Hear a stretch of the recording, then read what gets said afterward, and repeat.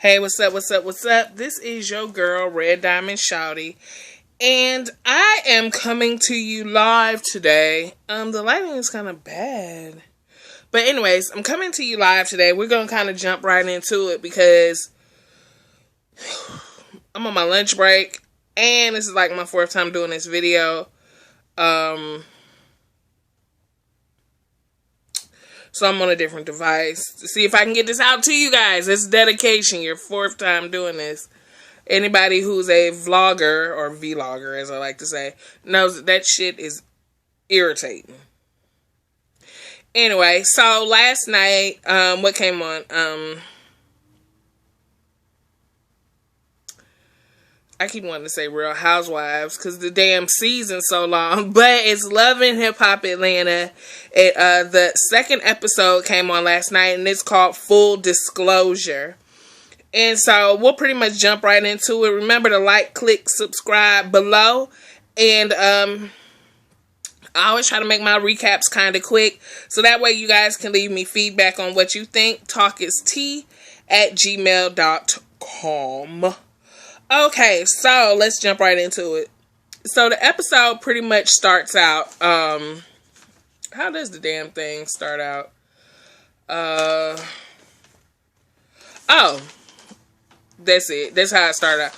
Okay, so when it first started out, it was recapping that party with, Mimi and Chris, her new boo or whatever. And I really be wondering, like, how big are these parties that they be having, or is it a made set? You know, because it always just look like it just be that little handful of them in the club in that little corner all by themselves. So I'm like, really? Are these real parties, or is this set made? So, what y'all think on that? Anyway, so pretty much Tierra walks in, and Tierra's saying, you know, girl, I'm glad to get out the house pretty much. You know, I be doing my busy thing. Yeah, I sling bottles in the evening, but I work for one of the biggest financial firms in the Atlanta area. Y'all see my glitter? So anyway, she takes a seat. Of course, Jessica Dime, who ain't really with the shit no way, greets her, tries to make her feel welcome, and Jessica knows that this girl is walking into a time bomb. And Jessica doesn't say anything. I guess she kind of feel like it's not her place to say anything.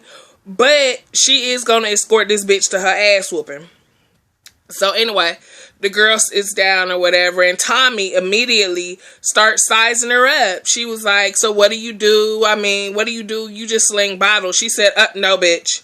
Please read correctly if you're going to read. She says, I sling bottles 2 nights a week. But I work for one of Atlanta's big top firms or whatever. And so at that point, Tommy got the up face because she don't know what to say. When your read goes bad, then you have to have a backup read of some sort ready. So then she's like, when do you spend time with your baby? And she keeps saying it. So when do you spend time with your baby? When do you spend time with your baby?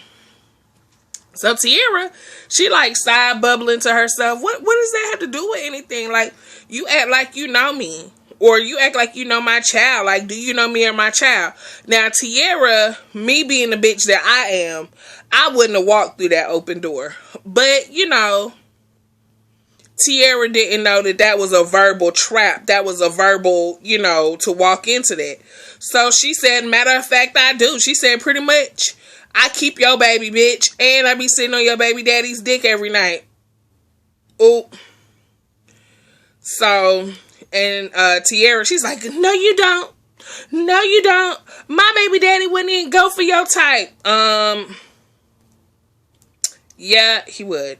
And speaking of Tommy, which her name is Tommy Lee on the show, but her actual name is Tasha Shazah something. And that bitch got like 32 mugshots online. No lie. Like 32.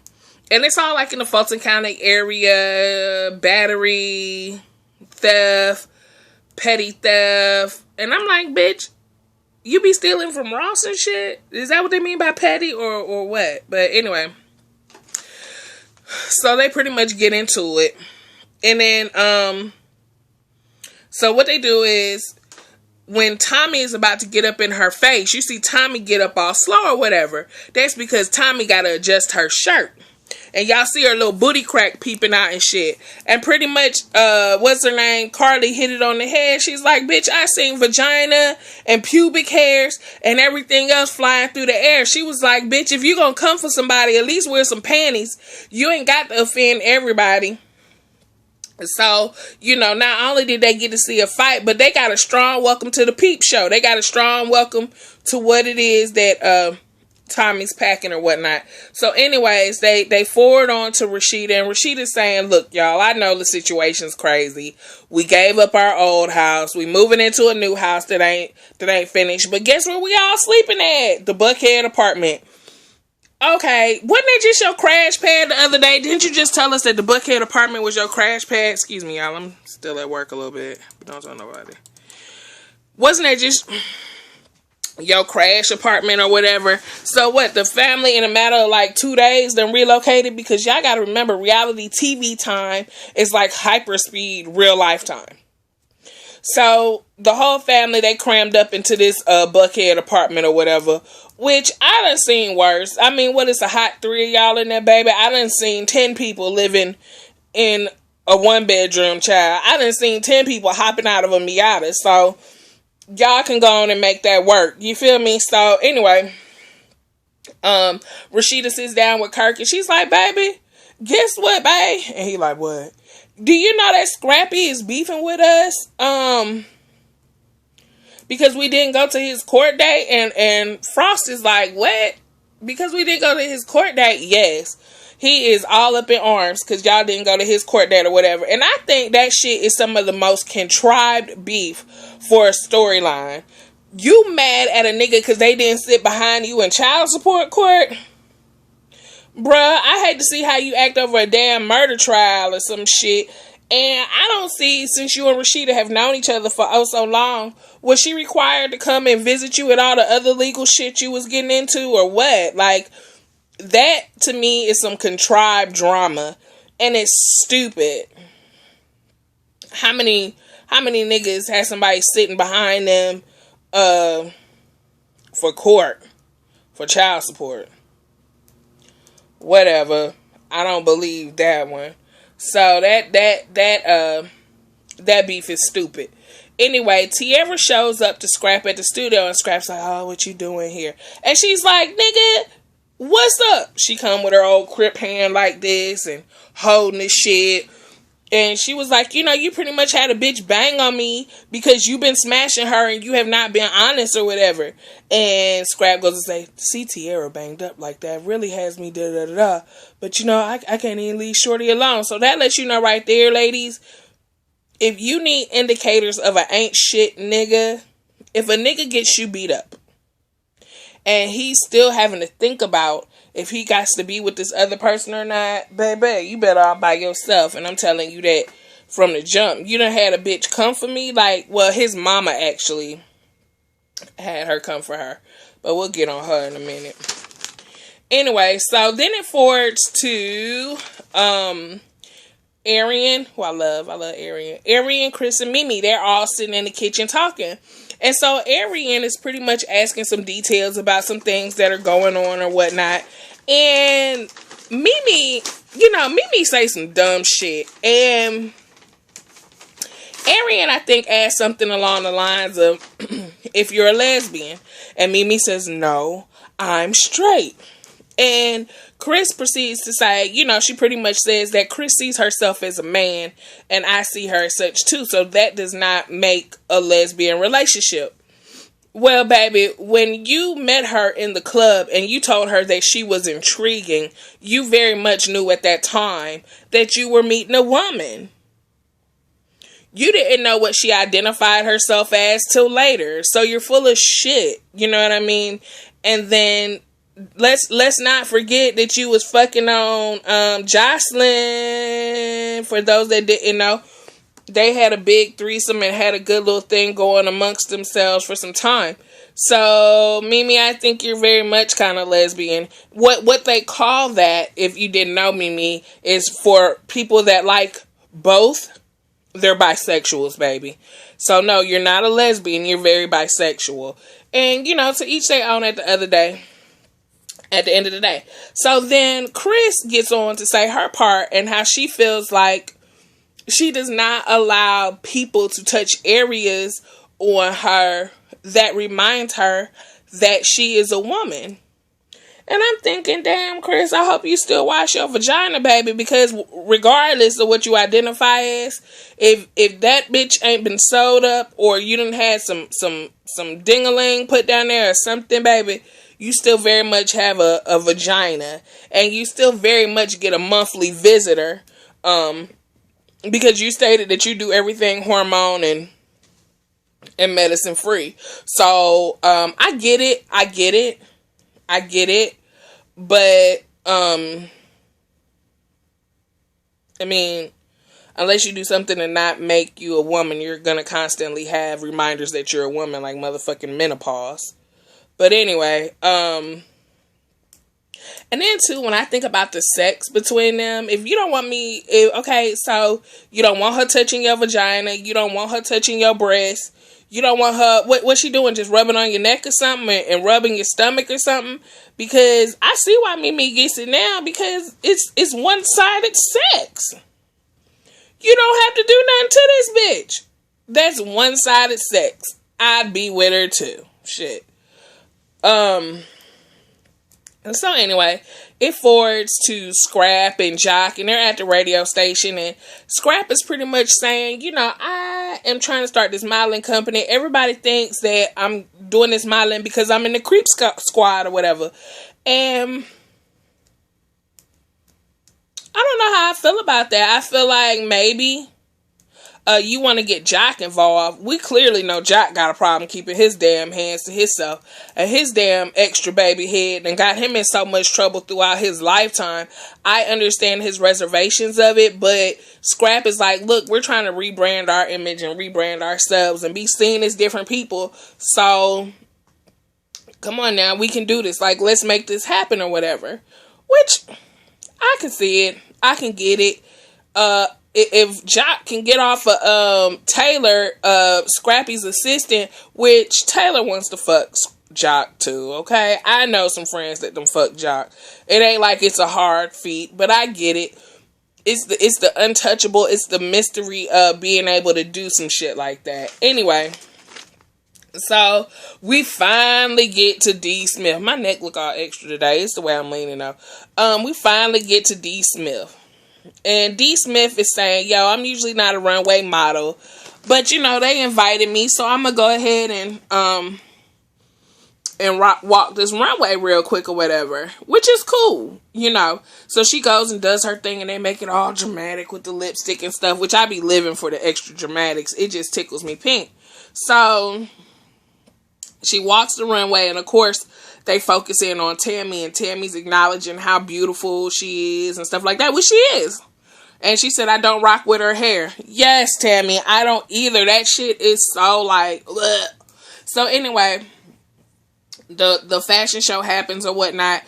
And, Betty dips off with D. Smith dips off with old girl Betty Idol, who gets on my nerves. Like, is that bitch on cocaine or something? Like, what planet is this motherfucker from? Like, child, when I tell you something, us women's is born with intuition, and we born with a motherfucking weirdo alarm, bitch. Like, that motherfucker had my weirdo alarm going off like, like I thought I was finna fucking overload on her ass. That bitch is weird. And they are weird. Not because anybody's transgender or nothing like that. That motherfucker there, that Betty Idol is weird. And she's a shit starter. And the bitch is brought in on a storyline. Because when the bitch was talking about motherfucking Scrappy in the car, the shit didn't even sound believable. You know that rapper Scrappy? Yeah, Scrappy and Waka Flocka. Like, oh my God. Betty, what the fuck are you gonna be doing this season? What are you here for? So anyway, she's saying that she don't like Waka because Waka said some stuff about transgenders. And so she pretty much trying to kick up some dust between D. Smith and whatever. So everybody is entitled to their opinions. You know what I mean? And I respect all people, but everybody is still learning to respect all people. And what people fail to realize is that change is not a widely accepted thing. You know what I mean? Transgenders have been around for ages. For ages. And what's funny to me is that Mimi's new boo is getting more pop on the fucking show and outside of the show, like on your Facebook messages and shit, then damn the new transgender on the show. Like, everybody like, fuck her. What's up with Mimi? You know, I think they should have premiered them maybe in different seasons. Well, anyway. So, that's that. I don't like that Betty Idol bitch. I do not like that Betty Idol bitch whatsoever. Like, that motherfucker is weird. She's on PCP or something. Hold on, y'all. I told y'all I'm at work trying to do this for y'all. Cause I love y'all. Cause I love you. Oh. Anyway. Tommy the Puppet meets up with Karen King. And y'all know how I feel about Karen. That bitch ain't shit. But, I mean, birds of a feather flock together. Karen was on America's Most Wanted. Tommy got 32 mugshots. And Karen, so did you go check on the bitch? Like, I can't stand a gangster with a lisp. Like, that shit drives me fucking nuts. But anyway, she goes to see about her or whatnot. And pretty much Tommy done flipped that whole story. She was like, and she kept coming for me, then I had to go for her ass and let her ass have it. That bitch didn't come for you, Tommy, lying ass bitch. You came for that bitch because she didn't even know who you was. You clearly knew who she was. So, I mean, why would she just randomly come for you? You forgot that this shit gonna play out on national television, right? Well, anyway, Karen's like, I'm not trying to be messy, and I just want this shit resolved. So I sent my Mimi to go handle that, and I didn't know she was gonna run up on the bitch. Bitch, let me tell you something, Karen. You is a master manipulator. You have a history of sending others to do your dirty work. And people like you is cowards. Some people say that's boss shit. I say that's coward shit. You done got your sons locked up and you went on the run. And then you sending your daughter-in-law or whoever to handle your son's baby's mother. Like, this is your grandson's mother. You want her annihilated, and you're so fucking selfish. You're willing to take a child's mother away from them. Like, that's so fucking selfish because the bitch told on you when you was on the run, bitch. What you running for if you innocent? Cause I had to stay out, and who is going to pay my son's lawyer fees? Bitch, what was you doing? Selling pussy from city to city? Like, was it that easy for you to go on the run and get money, bitch? What was you doing? Like, I don't give a fuck. Nothing else you talk about at this point. I need to know what it is you was doing from city to city so I can go to city and make enough coin to pay some lawyer fees and everything else, bitch. Hate you. Anyway, I'm off of that. So anyway, Frost rolls up in on Scrappy's modeling show. It's his first actual modeling show. And it looks like a nice event, actually. It looks like it was some good planning, some good money, some excellent looking ladies in there. And Frost shows up. He was like, y'all gonna show up at one of my businesses and plant bird nests and shit. Let me show up at y'all shit and plant a few nests and some chickens and shit. So he shows up and he's pretty much asking Scrap, like, what's up? And here's Scrap angry because y'all wasn't there. I could have lost my daughter, man. I could have did this. I could have did that. Homeboy, let me tell you something. All the shit you was doing, you was by yourself. And you leaving come in this world by yourself. So all of a sudden, when you finna go down, you expect everybody to stop their life and be there for you when you was doing your own thing. Just because you did wrong don't mean everybody gotta pay with you. And I'm not talking like pay with money. Time is money as well. I'm not no, fuck you, Scrappy. You should have did the right thing. That's all I gotta say on that. And then, lastly, D. Smith is having a meeting with, Betty Idol, the nut bitch, and Tammy. And Betty Idol pretty much comes right now. This is after Tammy and D. Smith have spoken because Tammy wanted her to model for her, pretty much. So they're all at a meeting or whatever. And D. Smith was like, look, I'm going through some changes with my body. I'm still on these hormones and shit. I'm about to get this, this new process going. I don't know how my body's going to change, but let me put you on to old girl. Well, pretty much old girl came in the door coming for Tammy because of something Waka said. And even though she said, he's allowed to feel how he feel, I don't feel that way. I would still like to rock with you. And this bitch got on this motherfucking hat. Who gave her that hat? Take that fucking hat off your head. Please take that hat off. And then you got it tilted to the side. Jesus. Somebody please Google Betty. Somebody Google that bitch and tell me what's up with her. Somebody please tell me what's up with her. This bitch's hat. Did you see the hat? She's nuts. She's nuts. So, and D. Smith during the argument, that bitch was back there living for the drama. You seen her? She was like, I need some breasts. She was trying to change the topic. But why is it that everybody throw a drink first? I'd be like, fuck that drink. I'm reaching for that bitch. Get over here. And then bring her right to me. But anyways, that's my recap for now, y'all. Let me know what you think. What y'all think about everything? Like, click, subscribe below. Share with a friend. $25 gift card drawing gonna be coming up. I'm gonna tell you how to win.